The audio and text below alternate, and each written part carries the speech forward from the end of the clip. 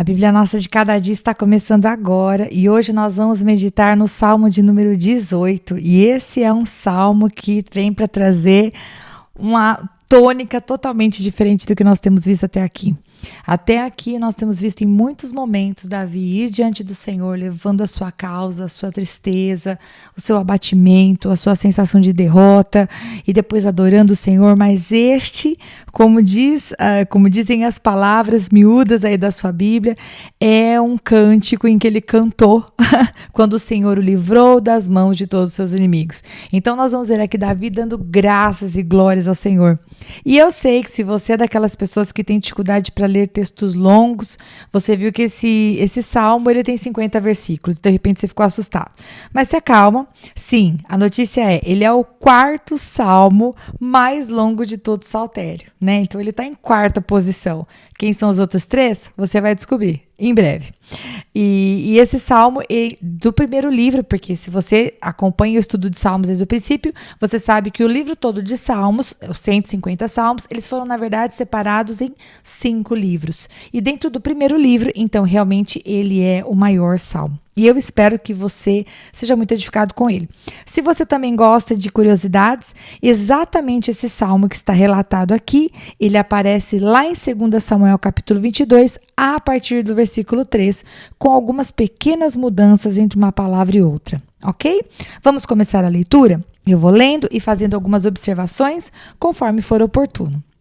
Versículo de número 1 diz: Eu te amo, ó Senhor, força minha. E a palavra aqui, amo, em hebraico, é Rachan, R-A-C-H-M de macaco.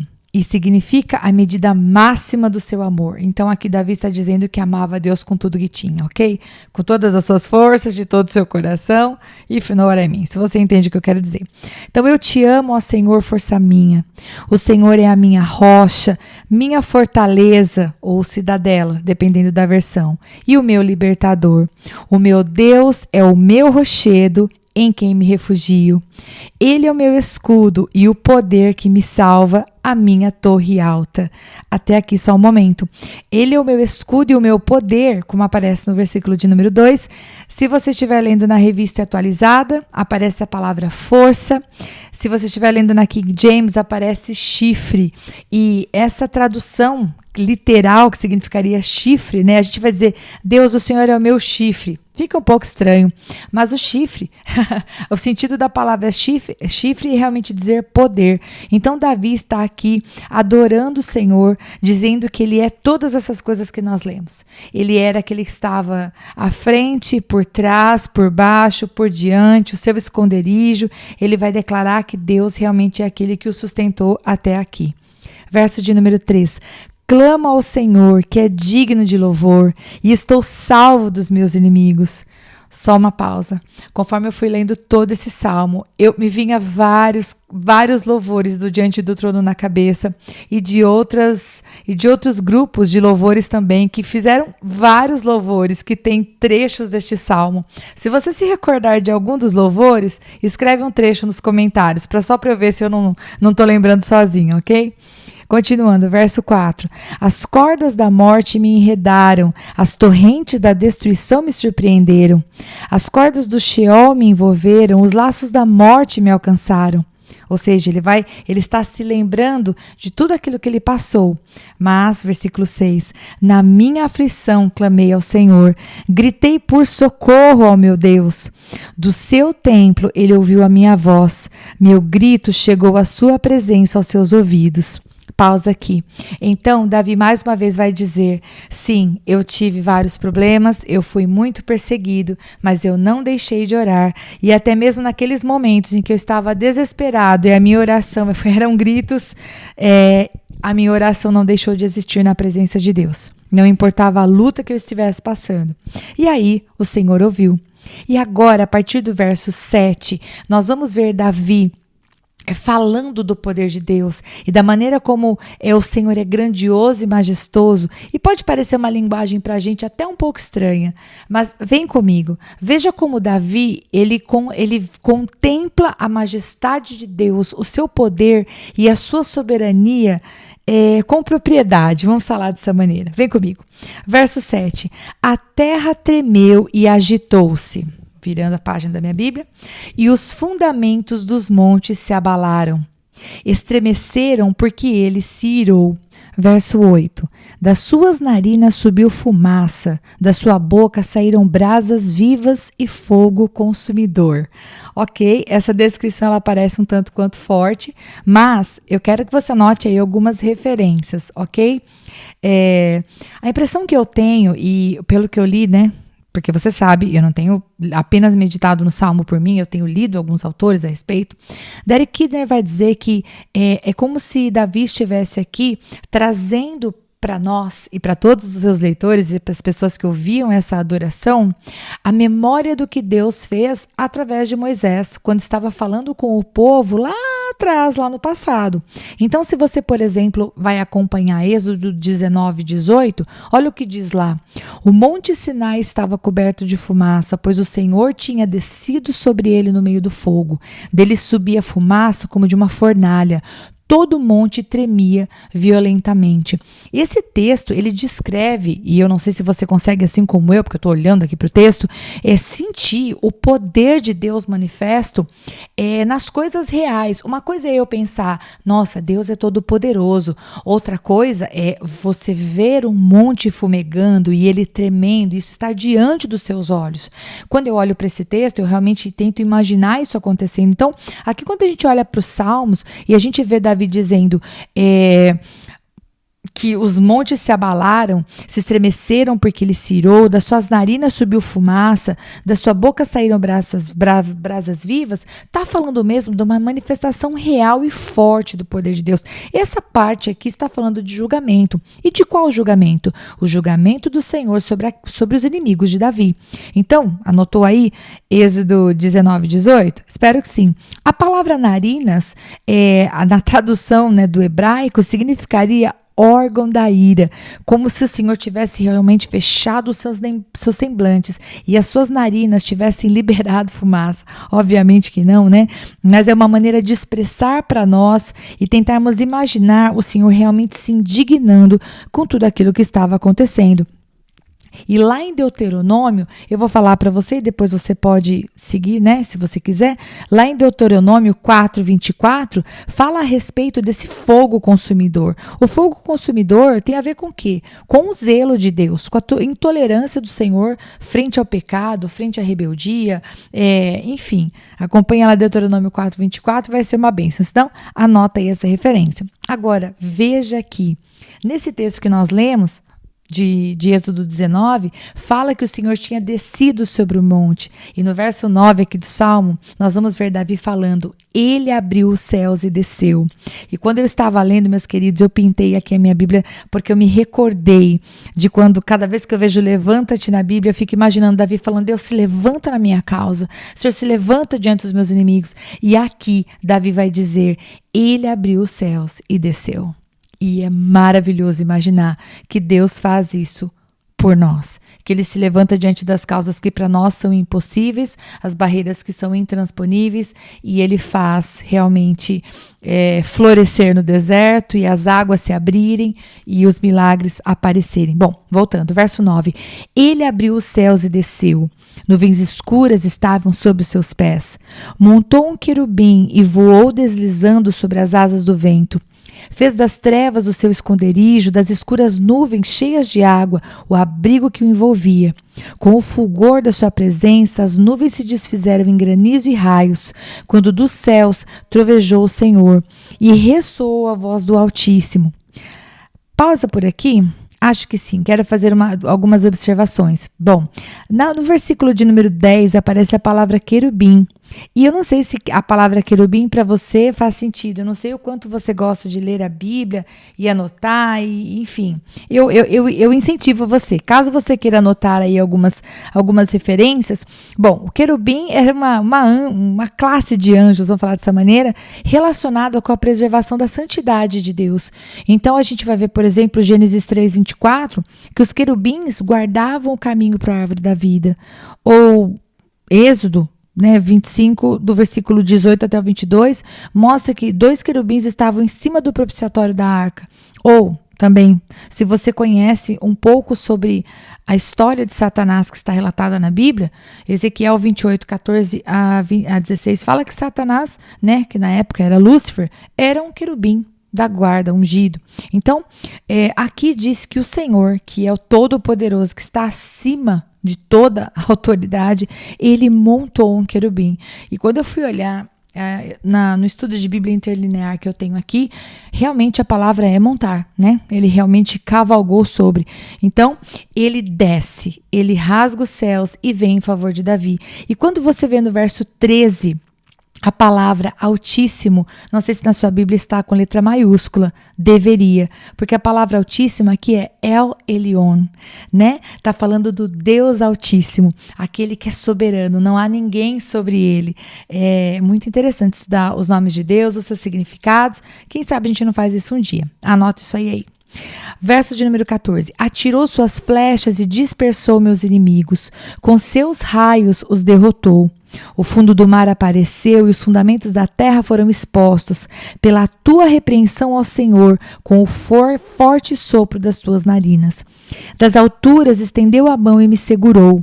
Tirou-me das águas profundas. Livrou-me do meu inimigo poderoso. Pôs dos meus adversários fortes demais para mim. Pausa aqui.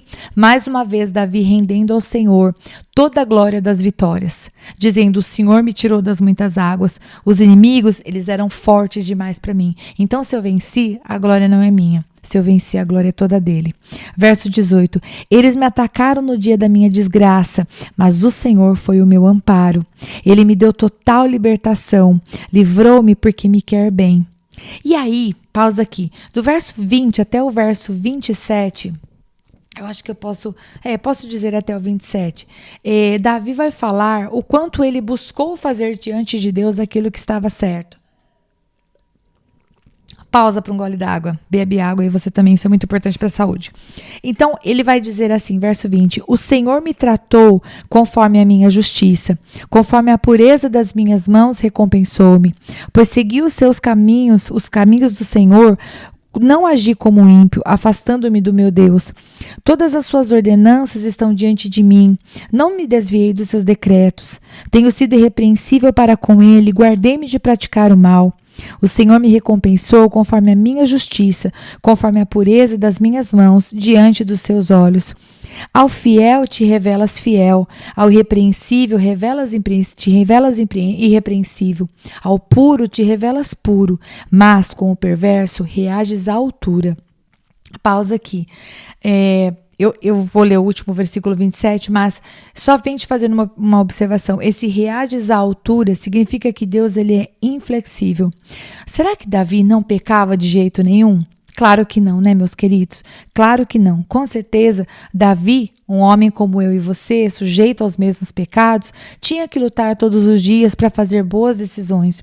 Mas aqui ele está mostrando que no coração dele, ele não se detinha na roda dos escarnecedores. Ele não andava no caminho dos ímpios. Então, ainda que ele precisasse, na sua natureza humana, muitas vezes voltar em arrependimento, era isso que ele fazia. Ele voltava-se para Deus, porque pecar é inevitável. Mas ele não se conformava com o pecado. E ele vai dizer, Deus honrou meu posicionamento.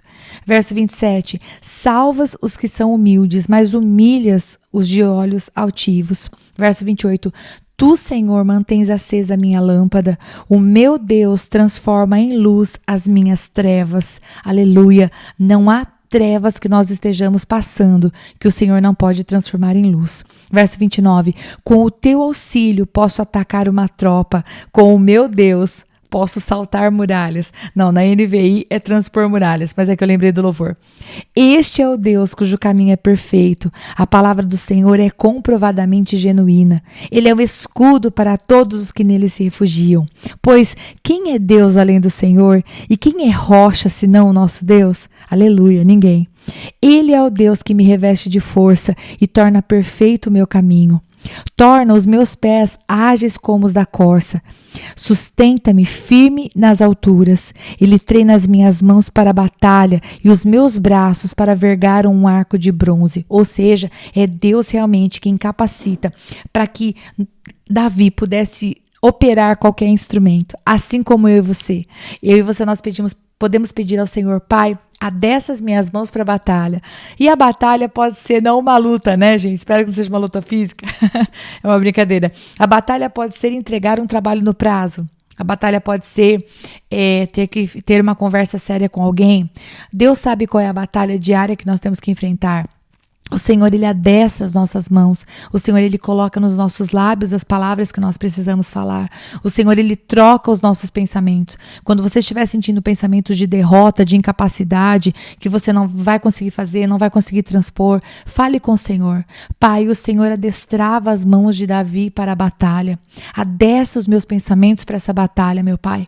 Coloca as tuas palavras na minha boca. Me dá os teus pensamentos. Pai, quais são os teus pensamentos ao meu respeito? Senhor, eu não quero os meus pensamentos.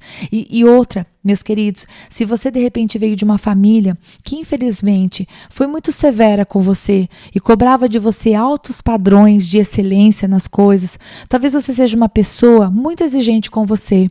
E, claro, eu não quero incentivar você a aceitar qualquer coisa, né? Nós devemos buscar excelência em tudo que fazemos. Mas nós não podemos ser duros demais conosco a ponto que não aceitemos a nossa falha, a nossa falibilidade. Você e eu, nós somos falhos. Então, quando nós errarmos, não é porque nós somos insuficientes, é porque nós somos humanos. E o nosso Deus nos fez humanos. Ele podia ter nos feito querubins. Embora a descrição de querubins na Bíblia não é nada bonita. Depois a gente fala sobre isso no outro capítulo. Voltando. Eu acho que nós somos um pouco mais bonitos. Bom, enfim, vamos. Então, não seja tão severo com você, ok? Ele adestra as mãos de Davi para a batalha e ele adestra os seus pensamentos também para qualquer guerra que seja necessária você travar, dentro ou fora de você. Espero que você esteja me entendendo. Verso 35. Tu me dás o teu escudo de vitória, tua mão direita me sustém. Desces ao meu encontro para exaltar-me. Aleluia. Você grifou lá a palavra desceu do versículo 9? Grifa aqui do versículo 35 também. Deus desce em nosso favor. Deixaste livre o meu caminho para que não me torçam os meus tornozelos, não se torçam os meus tornozelos. Persegui os meus inimigos e os alcancei, e não voltei enquanto não foram destruídos. Bom, Davi estava falando de inimigos reais, inimigos de guerra, exércitos. Nós podemos pensar nos nossos inimigos diários. O que a gente faz com aquilo que para nós é um inimigo? A gente não procrastina, a gente não foge deles, a gente pede ajuda ao Senhor e a gente parte para cima. A gente resolve os problemas. Se há um tempo de esperar porque é um momento em que não dá para fazer nada, então nós não fazemos nada com as nossas mãos, mas a gente faz com os nossos joelhos. A gente vai orar diante do Senhor, a gente vai clamar, a gente vai fazer um jejum, mas a gente persegue os inimigos, ok? Aquilo que para nós é um gigante, Rita, tudo que eu começo eu paro na metade. Ok, isso para você é um inimigo. Está errado isso. Não é para ser assim na sua vida. Então você tem que perseguir esse inimigo. Você vai fazer uma rotina de estudos, você vai se organizar, você vai se virar nos 30. Mas você vai perseguir esse inimigo e você vai alcançar e você vai destruí-lo. A gente muda as situações quando a gente não procrastina, quando a gente não empurra para amanhã, ok? Inimigos a gente não empurra para amanhã, ok? E precisando de ajuda, a gente pega um parceiro de oração, abre o nosso coração e mãos à obra. É assim que funciona. Verso de número 38. Diz assim: massacrei-os e não puderam levantar-se, jazem debaixo dos meus pés. Quero fazer uma observação porque você gosta de curiosidades como eu. Do verso 37 até o verso 45, aquele autor, o Derek Kidner, vai dizer que os tempos verbais no hebraico estão no imperfeito. E o que isso significa? Bom, eu estou falando o que eu li no livro dele porque eu não sei hebraico ainda, ou infelizmente. Significa que eles estão ou no futuro, numa forma futura, ou numa forma que indica ações contínuas. Então, por exemplo, quando eu leio aqui no verso 39, deste-me força para o combate. Esse deste-me força que está como se fosse me deu no passado, na verdade tem a intenção de dizer: o Senhor continua me dando forças, o Senhor me dará forças. Então, para todos esses verbos, eu quero que você considere como se nós estivéssemos falando aí na ação contínua ou futuro, ok? E bom, então vamos lá. Deste-me força para o combate, subjugaste os que se rebelaram contra mim. Verso 40, puseste os meus inimigos em fuga e exterminei os que me odiavam. Gritaram por socorro, mas não houve quem os salvasse. Clamaram ao Senhor, mas ele não respondeu. Eu os reduzi a pó, pó que o vento leva. Pisei-os como a lama das ruas. Tu me livraste de um povo em revolta, fizeste-me o cabeça das nações, um povo que não conheci, sujeita-se a mim. Assim que me ouvem, me obedecem. São estrangeiros que se submetem a mim. Todos eles perderão a coragem, tremendo, saem das suas fortalezas. Só um momento. Isso me lembra Filipenses 4:13, que diz: tudo posso naquele que me fortalece. Verdadeiramente, porque estamos naquele que nos fortalece, sabemos passar por situações difíceis e sabemos passar por situações fáceis. Buscamos a ajuda dele quando os ventos estão contrários. Sobrevivemos porque ele nos sustenta com a sua mão direita. E significa que continuamos porque ele é conosco. Aleluia. Verso 46. O Senhor vive. Bendito seja a minha rocha. Exaltado seja Deus, o meu Salvador. Este é o Deus que em meu favor executa vingança. Uau, isso é muito forte, né? Esse é o Deus que em meu favor executa vingança. E se você quiser anotar uma referência, anota aí, Romanos 12:19, que fala assim: amados, nunca procurem vingar-se, mas deixem com Deus a ira, pois está escrito: minha é a vingança, eu retribuirei, diz o Senhor. Então, se você estava cozinhando aí qualquer tipo de vingança e pensando em dar a paga, eu te convido a, em nome de Jesus, simplesmente confiar no Senhor e saber que Ele é quem cuida dessas coisas por você. Você ora, você submete, você teme a Deus e você confia. E o mais Ele fará. Continuando, executa a vingança que a mim sujeita nações. 48. Tu me livraste dos meus inimigos, sim, fizeste-me triunfar sobre os meus agressores, e de homens violentos me libertaste. Por isso eu te louvarei entre as nações, ó Senhor. Cantarei louvores ao teu nome. Ele dá grandes vitórias ao seu rei. É bondoso com o seu ungido, com Davi e os seus descendentes, para sempre. A palavra ungido aqui no hebraico é Messiah, vou pronunciar do jeito que eu consigo. E se você quiser anotar uma referência, o apóstolo Paulo lá em Romanos capítulo 15, verso 9, ele menciona esse versículo 49. E ele está falando no contexto a respeito de Cristo, né? Ele estava dizendo: Cristo não veio somente para um povo, mas ele veio para todos. E ele vai mencionar então, lá em Romanos 15, 9, a fim de que os gentios glorifiquem a Deus por sua misericórdia, como está escrito: por isso eu te louvarei entre os gentios, cantarei louvores ao teu nome. Então, embora o Senhor houvesse escolhido sim um povo para chamar de seu, Davi aqui ele vai dizer: eu vou cantar perante as nações. Quais nações? Todas as nações, aqueles que conhecem o Senhor e aqueles que ainda virão a conhecê-lo. Eu espero que você tenha sido muito abençoado com esse cântico de vitória, como eu fui. E eu espero você, se Deus quiser, no Salmo de número 19. Deus te abençoe.